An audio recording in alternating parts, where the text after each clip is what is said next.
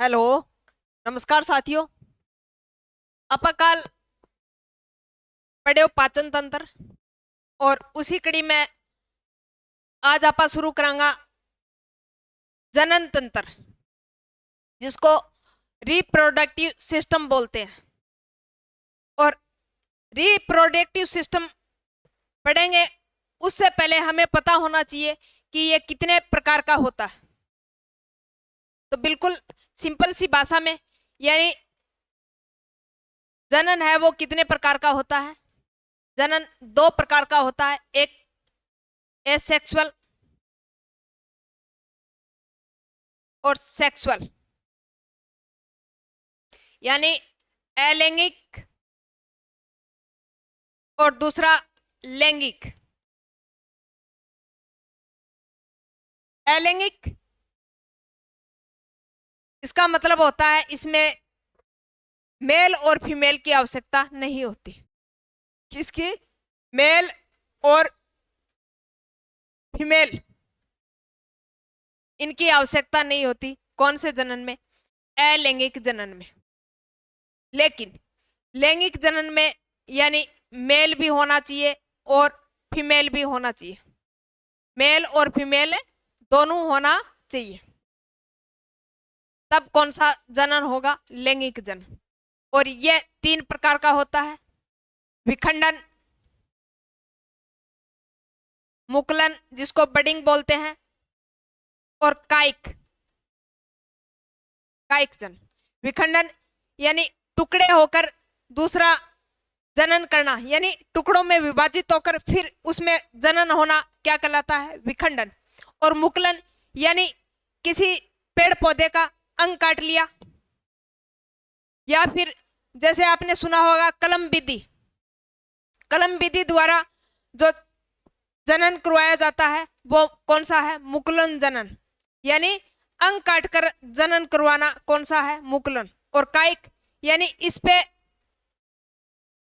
शरीर के ऊपर शरीर कौन से जनन के अंदर आता है? कायिक जनन के अंदर। जैसे पत्थर चट्टा, आपने अपने घरों में पत्थर चट्टा देखा होगा, जिससे कई बार सुना होगा कि पत्थर चट्टे की पत्तियां खाने से पथरी है वो कट जाती है।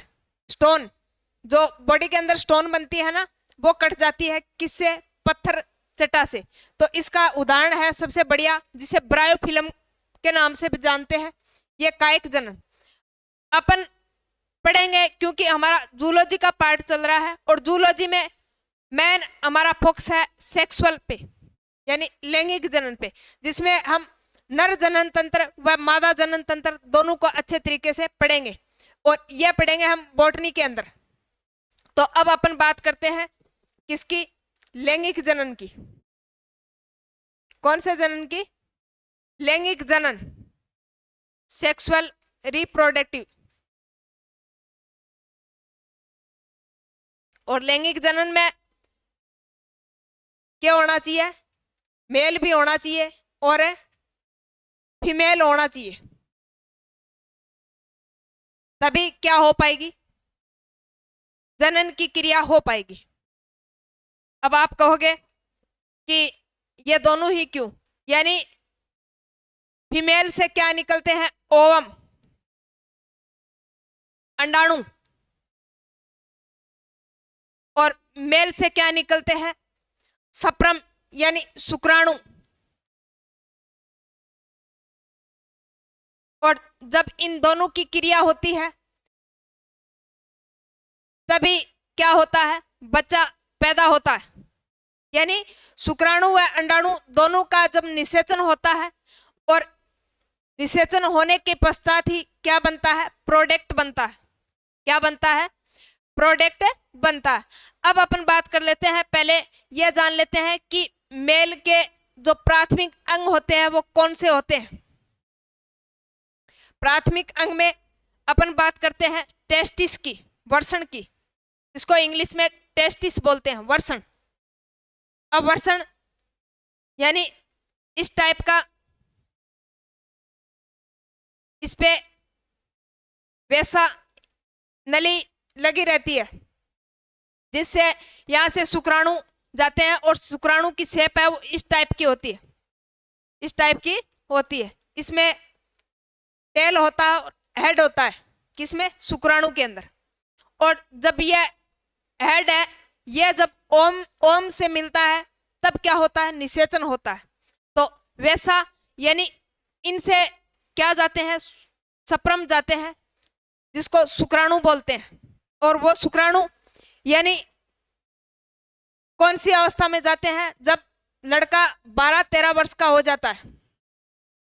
कितनी उम्र का? जब 12-13 वर्ष का हो जाता है तब वर्षण के अंदर क्या बनना शुरू हो जाता है? सप्रम बनने शुरू हो जाते हैं। और यह सप्रम, इसका जीवन काल कितना होता है? 20 मिनट। 20 मिनट। और बात करें यानी ये कितने टेम्परेचर पे जीवित रहते हैं, तो ये टेम्परेचर इनको चाहिए 30 डिग्री सेंटीग्रेड टेम्परेचर चाहिए। आप कहोगे कि मनुष्य का टेम्परेचर तो फिर 37 डिग्री सेल्सियस है, ये 30 डिग्री, तो ऐसा कैसा संभव है? यानी तभी तो भगवान ने एक अच्छी खासी मशीन बनाई और ये वर्षण है वो बाहर लगाए गए, शरीर के बाहर। तो वर्षण का तापमान कितना होता है? कितना होना चाहिए? 30 सेंटीग्रेड। तभी यह जो सप्रम है वो जीवित रह पाते हैं। क्या? तभी जीवित रह पाते हैं। और यानी जब बच्चा पैदा करना हो तो कम से कम कितने ml? तो 7 ml सप्रम की जरूरत होती है। कितने की? 7 ml। तो प्रथम प्राथमिक अंग पूछे तो कौन सा है? वर्षण, जिसको टेस्टिस बोलते हैं। क्या बोलते हैं? वर्षण, जिसको टेस्टिस बोलते हैं। और यही वर्षण क्या करता है? यानी मेल को फीमेल की तरफ आकर्षित करने का कार्य करता है। यानी जब मेल का फीमेल की तरफ आकर्षण होता है तो उसमें मुख्य जिम्मेदार कौन होता है? ये वर्षण ही होता है। क्या होता है? ये वर्षण ही होता है। और यह वर्षण से ही क्या होता है? इस वर्षण से ही स्वभाव है वो क्या होता है? उग्र होता है। स्वभाव उग्र होता है। आपने सुना होगा, एक होता है बैल और एक होता है सांड। एक होता है बैल और एक होता है सांड। अब इसमें फर्क क्या है? आप कहोगे इसमें फर्क क्या है? यानी जब मैंने आपको पशु परिचर के अंदर बैल के बारे में, यानी जब हम पढ़ रहे थे कि बंध्याकरण कैसे करते हैं, उस टाइम मैंने बताया था यानी जन्म से ही क्या होता है? बैल होता है। गाय का बछड़ा जन्म से ही क्या होता है? बैल होता है। लेकिन इसके जब वर्षण, टेस्टिस जब कुचल दिए जाते हैं, काट दिए जाते हैं, तो ये क्या बन जाता है? सांड बन जाता है। क्या? सॉरी। जब यानी जन्म से ही गाय का बछड़ा क्या होता है? सांड होता है। और सांड के वर्षण है वो कुचल दिए जाते हैं। क्या? सांड के वर्षण है वो कुचल दिए जाते हैं बंध्याकरण के द्वारा। तब ये क्या बन जाता है? बैल बन जाता है। क्या बन जाता है? बैल बन जाता है। और इसका जो स्वभाव होता है वो उग्र से क्या हो जाता है? शांत हो जाता है। तो सांड का स्वभाव उग्र नहीं हो, इसके लिए क्या किया जाता है? बंध्याकरण किया जाता है। और मैंने कई विधि भी बताई थी बंध्याकरण की। तो यानी सांड को बैल बनाने के लिए वर्षण को कुचला जाता है। तभी यानी वो गायों में आपने देखा होगा, कई जो बैल होते हैं वो गायों के अंदर बिल्कुल क्या होते हैं? एकदम साधारण, सिंपल, सरल तरीके से खड़े रहते हैं, कोई हलचल नहीं। इसका मतलब यानी इनके वर्षण को क्या कर दिया है? कुचल दिया गया। और द्वितीय लैंगिक लक्षण मेल के अंदर कौन से होते हैं? दाढ़ी मूछ का आना, दाढ़ी मूछ का आना, आवाज का भारी होना, यह लक्षण क्या है? द्वितीय लैंगिक लक्षण है। किसमें? मेल के अंदर। किसके अंदर? मेल के अंदर द्वितीय लैंगिक लक्षण है। और इसके अंदर कौन सा हार्मोन रिलीज होता है? तो वो है टेस्टोस्टेरोन। टेस्टोस्टेरोन। और ये टेस्टोस्टेरोन हार्मोन की वजह ही मूत्र में क्या आती है? बदबू आती है। क्या आती है? मूत्र में बदबू आती है। तो आपको पूछा जा सकता है कि नर जनन तंत्र में कौन सा हार्मोन रिलीज होता है? तो वो होता है टेस्टोस्टेरोन। और ये कई बार पूछा भी जा चुका है। तो टेस्टोस्टेरोन आपने कई बार देखा होगा, यानी इसकी मात्रा है वो किसमें ज्यादा होती है? कुत्तों में। और कुत्ते क्या करते हैं, यानी जब अपन गाड़ी या मोटरसाइकिल कहीं खड़ी करते हैं तो उस पे ये कुत्ता क्या करता है, पेशाब करता है, मूत्र करता है। क्यों? क्योंकि इसमें टेस्टोस्टेरोन होता है। अगर कुत्ते ने मान लीजिए पेशाब कर दिया तो उसका जो दायरा है वो क्या हो जाता है, बढ़ जाता है। क्यों? क्योंकि इसकी जो दुर्गंध है वो कई दूर तक आती है। तभी आपने कई बार देखा होगा गाड़ियों के पीछे, मोटरसाइकिलों के पीछे कुत्ते भागते हैं। क्यों? क्योंकि अगर किसी कुत्ते का मान लीजिए उस पे पेशाब या मूत्र किया हुआ है तो उसकी दुर्गंध आती है, और उस दुर्गंध की वजह से ही उस गाड़ी या मोटरसाइकिल का पीछा किया जाता है। तो सबसे ज्यादा टेस्टोस्टेरोन की मात्रा किसमें होती है, कुत्तों के अंदर होती है। और टेस्टोस्टेरोन हार्मोन रिलीज कौन करता है, नर जनन तंत्र। कौन सा? नर जनन तंत्र। अब अपन बात करते हैं, एक इसमें वैसा डिफरेंस नली होती है, किसके अंदर, वृषण के अंदर। यानी इस प्रकार की एक नली होती है, और ये क्या है, वृषण। इसमें क्या बनते हैं, शुक्राणु बनते हैं, सप्रम बनते हैं, और यह भाग है वो टेस्टिस कहलाता है, टेस्टिस। इसमें क्या बनते हैं, शुक्राणु बनते हैं, और ये शुक्राणु इस वैसा के द्वारा कहाँ पहुंचाए जाते हैं, मादा के शरीर के अंदर पहुंचाए जाते हैं। और मादा के जब अंडाणु और नर के शुक्राणु जब आपस में संलयन करते हैं, निषेचन करते हैं, तब क्या होता है, यानी बच्चा पैदा होता है। अब आपने कई बार सुना होगा, यानी ये नली है, इसका नाम है वैसा। तो आपने सुना होगा वेस्कोटोमी। वेस्कोटोमी, वेस्कोटोमी यानी नर में जो नसबंदी की जाती है उसको बोलते हैं वेस्कोटोमी। वेस्कोटोमी क्यों बोलते हैं, यानी इस वेस को काट दिया जाता है। क्या?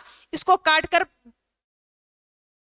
एक ट्यूब द्वारा बांध दिया जाता है। इस प्रोसेस को क्या बोलते हैं, वेस्कोटोमी, जिससे जो सप्रम होते हैं वो आगे नहीं पहुंच पाते और यहाँ पे क्या हो जाते हैं, खत्म हो जाते हैं, और फिर लाइसोसोम के द्वारा इसको क्या कर लिया जाता है, चट कर लिया जाता है।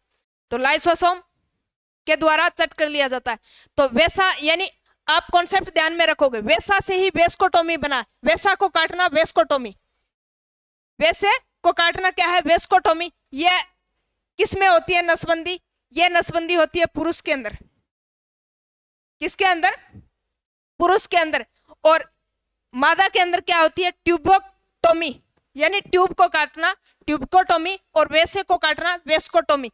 और वेस्कोटोमी होती है, ये किसमें होती है, नर में होती है। किसमें?